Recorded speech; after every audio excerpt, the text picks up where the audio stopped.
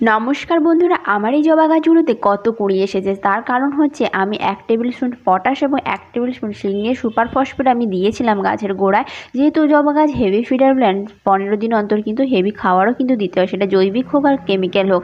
তো আমি কেমিক্যালই দিই, আবার কখনো কখনো জৈবিক দিই। তো এইবারে আমি কেমিক্যাল দেওয়ার পরে এত সুন্দর কুঁড়ি এসেছে।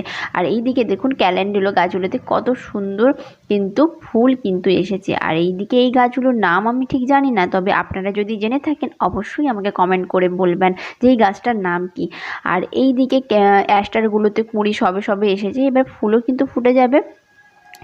আর এইদিকে যে পালং শাকগুলো আপনাদেরকে দেখাচ্ছি, এই পালং শাকগুলো আমি শেষ হারভেস্টিং করে নিলাম, আর এখন বসাবো না, আবার গরমের সময় বসাবো। এখানে কিছু ধনের বীজ ফেলেছি, এগুলো আবার গ্রো নিতে শুরু করবে। আর এইদিকে পালং শাকগুলো যখন আমি তুলবো পরে শর্ট ভিডিওতে অবশ্যই শেয়ার করব।